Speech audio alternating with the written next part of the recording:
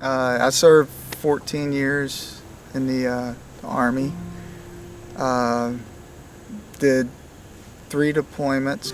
It was pretty tough because you didn't know if you were going to get blowed up or not. You didn't know if that mission you were going to go on was going to be your last. I'm Master Sergeant Cherise Campbell in the United States Air Force. I've been in 20 years. I've been a photojournalist my whole 20 years in the Air Force, and what I do is I take pictures, good, bad, and ugly.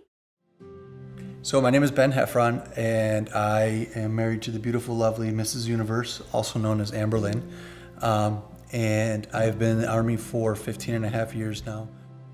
Brendan was stationed in Honolulu, Hawaii, and we received a call from his unit, and they said something was wrong.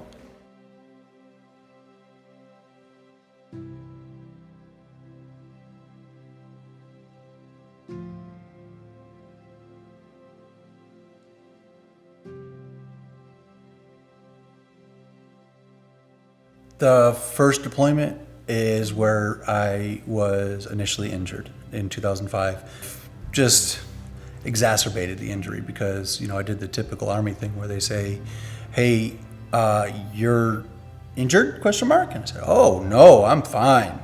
And take my Motrin and drink water. And then as the years go by, it became more and more pills, and more physical therapy. And it got to the point here in 17 or 16 where I couldn't do it anymore. When you get to that point, it's kind of like, why am I still trying to be a senior leader in the United States Army? Because if I can't deal with this pain in order to manage my physical fitness, I don't deserve to be a leader, not in the Army. Sustained it. My one big injury was when we were supporting a Special Forces unit. One of the trucks to the rear got hit by an IED, and that's when I ended up getting my head injury, where I basically slammed up against the top of the roof of the vehicle real hard, and it felt like a sword that was shoved through me. I couldn't remember my name sometimes. Combination of continuing traumatic brain injury, and I sort of had to recover from my wounds on my own.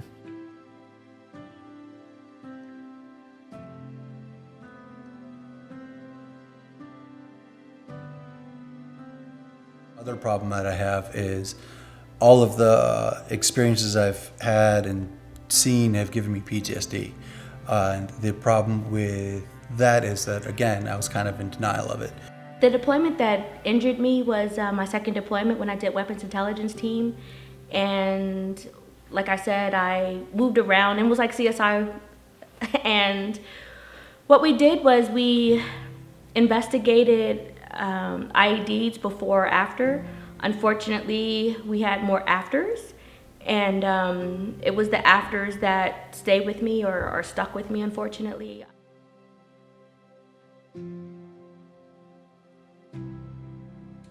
We got the information that he'd been taken to the emergency room. He wasn't able to walk.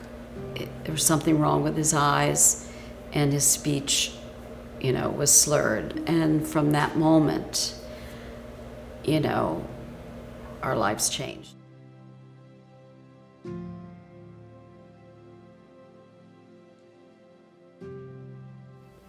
You put a lot on hold. You sacrifice a lot to make sure that your warrior is taken care of, your family's taken care of, and somewhere in there you got to figure out how to balance it all and make sure your person is taken care of. You got to take care of yourself as well. I think his biggest struggle for me was the PTSD and not understanding why outbursts were happening or why he just would go away for days and not say where he was going. The day-to-day caregiving is is a challenge. There's no two ways about that, and it's not getting to be an easier challenge. It's getting to be more formidable. But I think the much bigger challenge for all of us is the not knowing what is wrong. The first year that I was injured, we didn't go anywhere. We were just at the hospital the entire year, you know. And for a lot of guys, you could see that on a lot of guys. They get, you know, they tend to hang around the hospital too much, and they get trapped. Our sons have definitely been impacted by my injuries. You know, when I would like yell, not just yell at the kids, but yell at the kids, I always go back and apologize to them after the fact. And one of the things that my eldest son has said, he says, "Daddy, it's okay. I understand. You're not, you know, you're not yourself. You're getting help right now." So I packed a suitcase, a couple changes of clothes for me. I said I was going to be home in about, week to 2 weeks tops. I didn't go home for over a year. I lost my job. They terminated me because I couldn't tell them when I was going to come back. I felt like I was at death's door.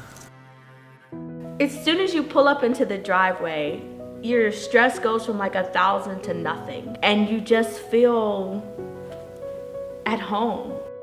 Coming to the Warrior Retreat has been just the anticipation, the ability to look forward to it, first of all, for months, knowing that this is going to be 5 days of just enjoying each other and being taken care of. Whatever we wanted to do, the Warrior Retreat said, we're going to try to do that for you. We're going to try to do that for this warrior. I just had the thoughts of where I just didn't want to go on anymore. I didn't care. I tell you what, I was really glad I went, because it really got me through a really bad point. To come here to the retreat, was one of the most relaxing things I've ever experienced. Having all of this, and there's stuff for everyone in the family. The second night I said, we have lots of cousins coming, and we have about a half a dozen toddlers, 3 years and under, and it would really be great if there was some kind of entertainment. And Nancy said, I'm on it. I'll do it. I'll find it.